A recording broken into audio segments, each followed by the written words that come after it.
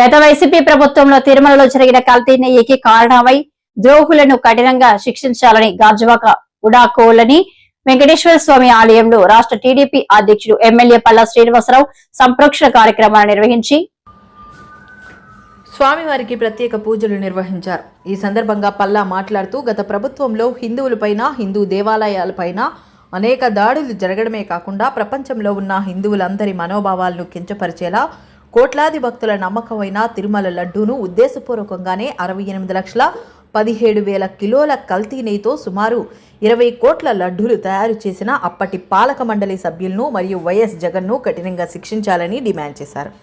దేవదేవుని ప్రసాదంలో కల్తీ నెయ్యిని ఉపయోగించిన ద్రోహులకు తగిన శిక్ష పడాల్సిందేనన్నారు. నియోజకవర్గ సమన్వయకర్త ప్రసాదుల శ్రీనివాసరావు అధ్యక్షతన జరిగిన ఈ కార్యక్రమంలో కార్పొరేటర్లు గంధం శ్రీనివాస్, రౌత్ శ్రీను, భోండా జగన్నాథం, సర్వసిద్ధి అనంతలక్ష్మి, మాజీ కార్పొరేటర్ ఎండి రఫీతో పాటు పార్టీ ముఖ్య నాయకులు, కార్యకర్తలు, అభిమానులు, అధిక సంఖ్యలో మహిళలు తదితరులు పాల్గొన్నారు. మరి ఆంధ్ర ప్రజలు కలియుగ దైవంగా భావించేటువంటి వెంకటేశ్వర స్వామి తిరుమల తిరుపతి వెంకటేశ్వర స్వామి గుడిలో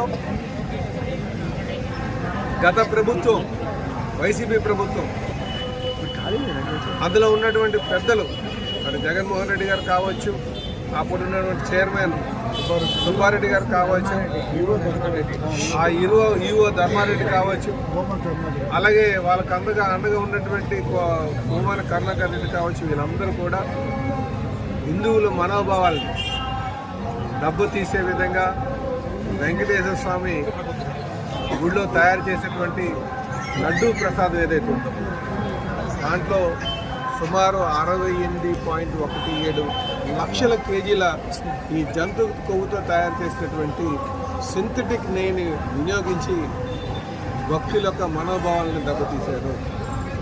దీనికి వారిని శిక్షించాలని చెప్పేసి డిమాండ్ చేస్తూ, అలాగే ఇంత అపచారం చేసినటువంటి మరి అపచారం జరిగింది కనుక వెంకటేశ్వర స్వామిని వారిని మన్నించమని చెప్పి తెలుగు ప్రజల్లో అందరూ కోరుకుంటున్నారు.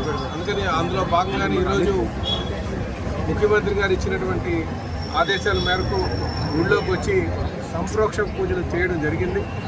ఇందులో మా తెలుగుదేశం పార్టీ కార్యకర్తలు అందరూ కూడా పాల్గొన్నారు. అలాగే కూటమి నాయకులు కూడా పాల్గొనడం జరిగింది. దీన్ని మనం ప్రజలకు తెలియజేయాల్సినటువంటి అవసరం ఉంది. ఇలాగా హిందూ మనోభావాల పట్ల, హైందవ ధర్మం పట్ల నమ్మకం లేనటువంటి జగన్మోహన్ రెడ్డి గారికి శిక్ష పడాలి.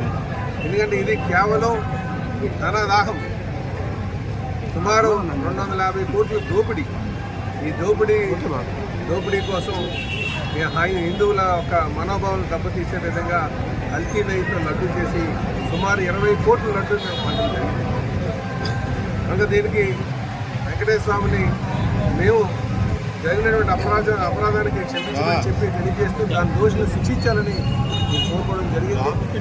ఇప్పటికే ప్రజలు వాళ్ళకి శిక్ష చేశారు 11 సీట్లకే, భవిష్యత్తులో కూడా శిక్ష పడుతుందని చెప్పి తెలియజేస్తూ శిక్షించాలి.